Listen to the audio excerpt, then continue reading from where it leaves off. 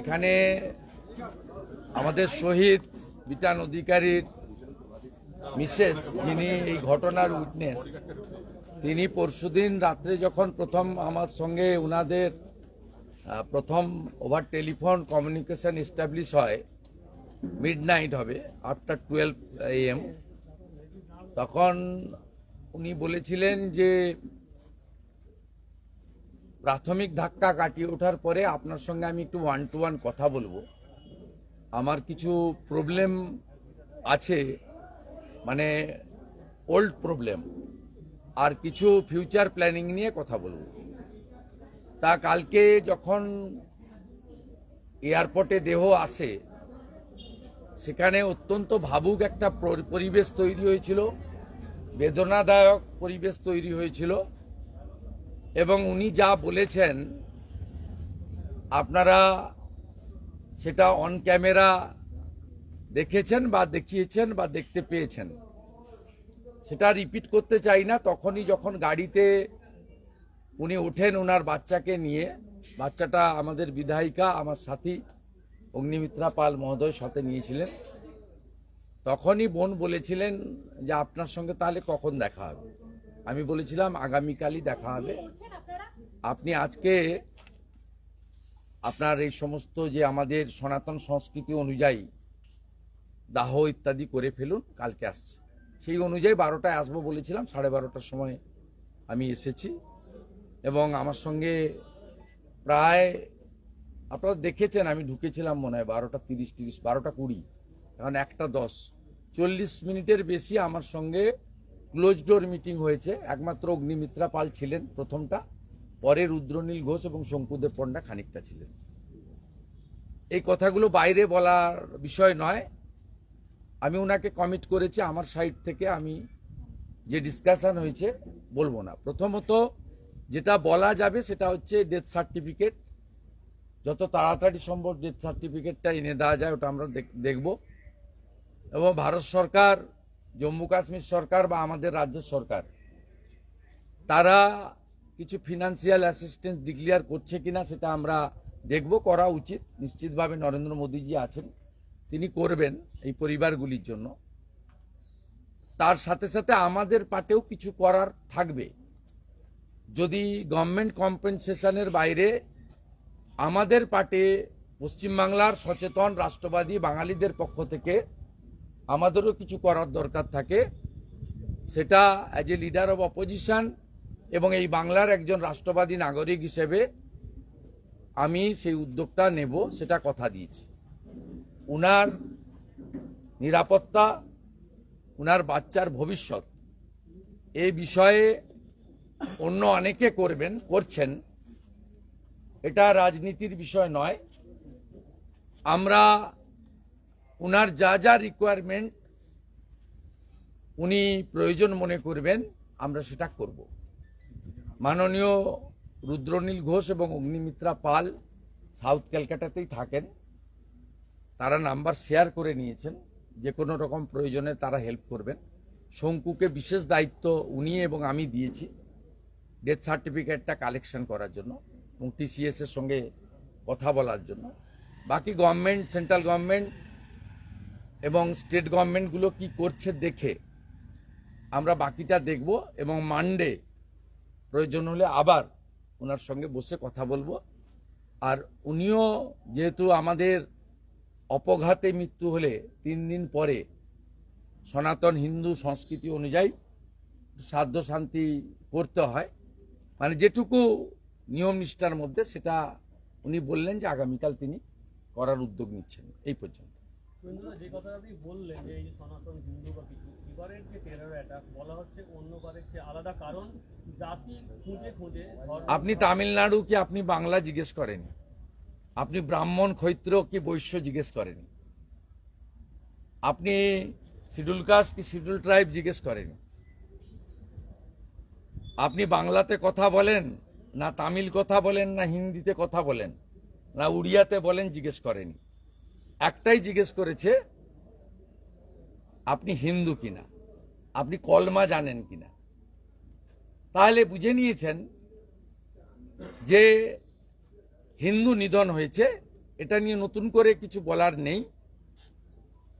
গতকাল আমাদের বোন নিজে অন ক্যামেরা বলেছেন, আর তৃণমূল কাউন্সিলর অসীম বসুর উপস্থিতিতে সমীর গুহ স্ত্রীও তার অশ্রুসিক্ত নয়ন দিয়ে আমার কাছেই বলেছে, অসীম বসু উইটনেস, তৃণমূলের লোককেই সাক্ষী মানছে, বলেছে যে আমার স্বামীর হাতে ডোর ছিল, মানে হিন্দুরা যে তাগা বাঁধে ডোর, সেইটা থাকার জন্য মেরেছে, এবং বলেছে তোরা মোদি বাবুর লোক, মানে মোদি বাবু কোনো দলের নয়, দেশের প্রধানমন্ত্রী। তাই ভারতীয় এবং হিন্দু বলেই তাদের প্রাণ কেড়ে নেওয়া হয়েছে।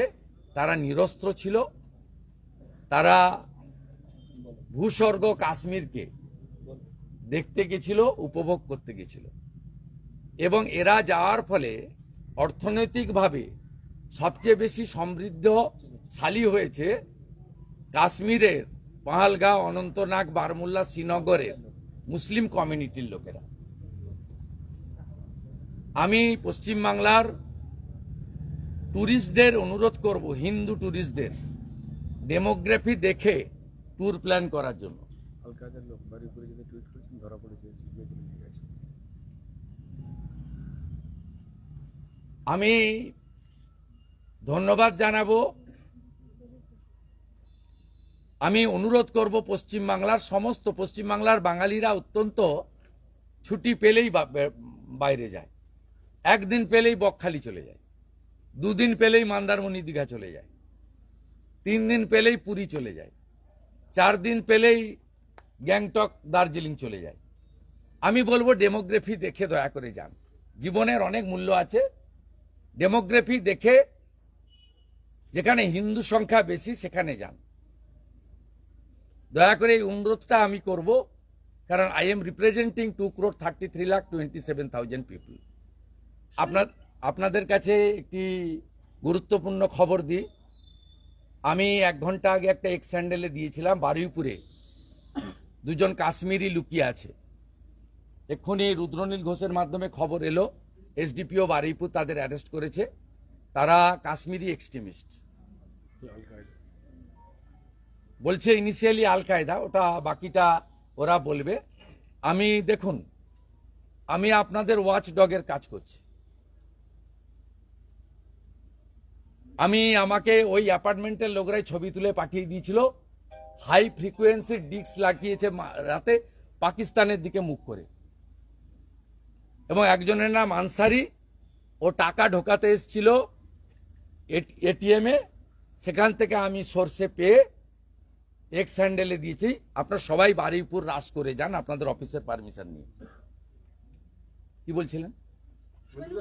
মুখ্যমন্ত্রী একটা কথা বলছেন যে এই গোটা ঘটনার নিন্দা জানিয়ে বলছেন সেনার ভূমিকা নিয়ে প্রশ্ন বলছেন ওখানে তো অনেক সেনা ছিল, তারপরেই গোটা ঘটনা হলো, ইন্টেলিজেন্স ফেলিয়ার, কেন এই ঘটনা হলো? হরগোবিন্দ দাস, চন্দন দাস খুন হলো কেন? নিশ্চিতভাবে সেনার ভূমিকা ছিল, সেনার ভূমিকা থাকা উচিত। নরেন্দ্র মোদীজি একটু আগেই তার বক্তব্যে সব বলেছেন। নিশ্চিতভাবে ভারত সরকার তদন্ত করবে, দায়িত্বে কেউ গাফিলতি থাকলে ভারত সরকার ব্যবস্থা নেবে, তার জন্য মোদীজির উপরে আস্থা রাখা যেতে পারে। কিন্তু কাঁচের ঘরে বসে মুখ্যমন্ত্রী মমতা ব্যানার্জি ঢিল মারছেন কেন? হরগোবিন্দ দাস, চন্দন দাস বাড়িতে ঢুকে জবাই করা তরবারি দিয়ে কাটলো কেন মাননীয় মুখ্যমন্ত্রী?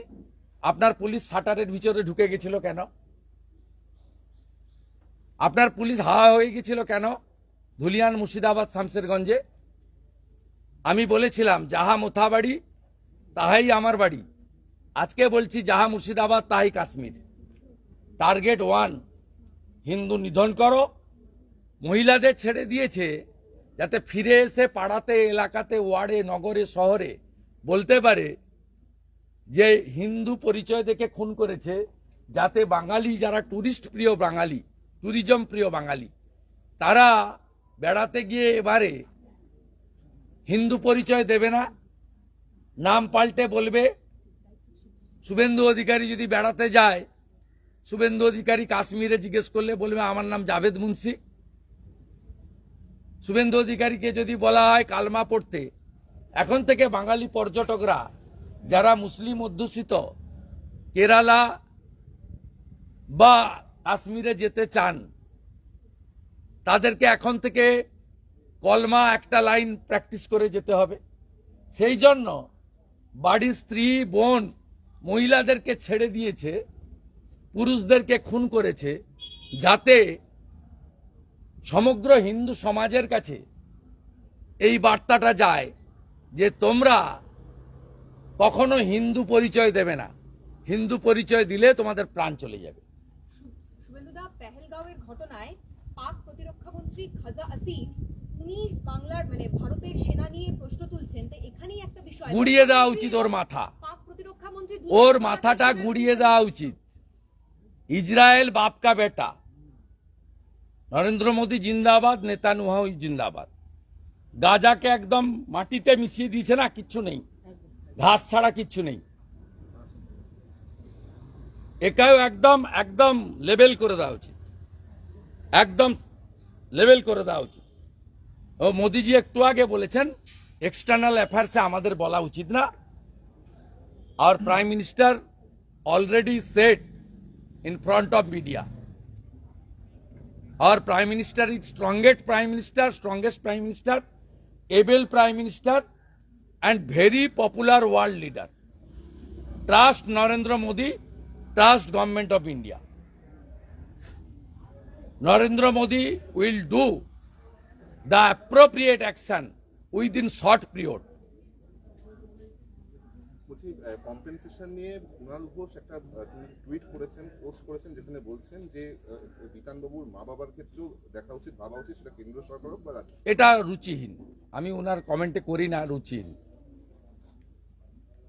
আমি এটা রুচিহীন, না করাই ভালো। কিছু জিনিস সময়ের জন্য বলে, নিশ্চয়ই মাকে বাবাকে দেখতে হবে, সিনিয়র সিটিজেন, কিন্তু আজকে উনার রিচুয়ালের কাজ শেষ হয়নি, তখনই বলা আমার মনে হয় উচিত হয়নি। আমি ওনার সম্পর্কে বলি না, মুখপত্র, খুব আন্তর্জাতিক নেতা, কিন্তু আজকে উনাকে অনুরোধ করব আপনি অন্তত এই পোস্টটা ডিলিট করুন। কাশ্মীরে জঙ্গি হানার পর বিমানের ভাড়া অতিমাত্রা বেড়ে গেছে। False, fake, fabricated. টিএমসি প্রচার করছে, আপনারা ওগুলো জিজ্ঞেস করছেন। What do you think that is the pre-planned, the terrorist, not only terrorists but the religious and the sectarian? It's a Islamic terrorism. It's a pre-plan, organized, funded by the Pakistan, weapons supplied by the Pakistan.